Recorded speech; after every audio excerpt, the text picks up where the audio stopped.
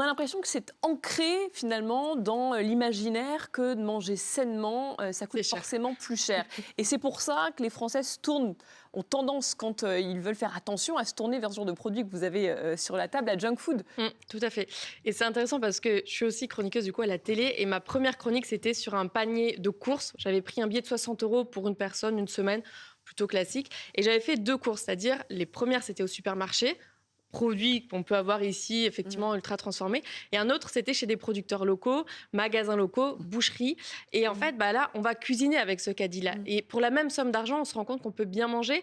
Et aujourd'hui, il y a 3 facteurs. Le premier, c'est d'un point de vue éducation. On est tous habitués à acheter ce genre de produits. À l'époque, moi, ma grand-mère, elle passait son temps à cuisiner, à aller au champ, à être agricultrice. Et donc, c'est d'autres mœurs. Et je pense qu'on a perdu en termes d'éducation sur le bien manger.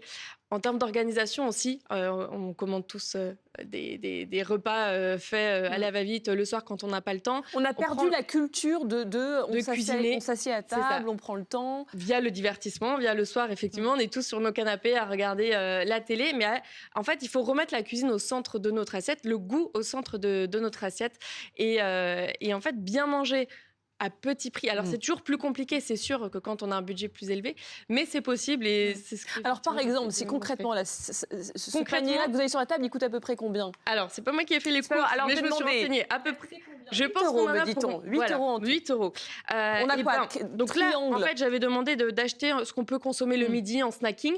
Tout simplement, vous remplacez ça par une baguette qui vient du boulanger, fait au levain, artisanalement, une tranche de jambon, même sans nitrite, à mon avis, là, on peut très bien le prendre, du beurre, de la salade, des petits pickles, de l'eau aussi, on se rend pas compte, mais tout ce qui est soda, c'est des choses qui coûtent cher, qui sont nocives pour la santé, et on pourrait vraiment s'en passer. Et dernière chose, quand on voit les caddies au supermarché, moi, c'est ma grande passion de regarder aux caisses les tapis défilés. Ah, vous surveillez un petit peu les caddies des autres. C'est le métier qui fait ça. Mais on se retrouve en fait avec des sommes astronomiques à payer de la calorie vide, des produits qui sont peu qualitatifs, alors qu'on pourrait mettre notre argent autre part. Et donc, vous avez une idée, tiens, pour nos téléspectateurs, d'un bon petit plat facile à faire, qui coûte pas très cher, qu'on pourrait se faire rapidement ce midi, là, par exemple? Rapidement, j'avais une idée, mais c'est un peu plus long. Ah, mais c'est pas grave, donnez-le. Un petit hachis parmentier, pour moi, purée maison, c'est une petite recette étudiante. La viande, on la prend chez le boucher. On peut même couper avec de la viande de porc, de la farce, etc.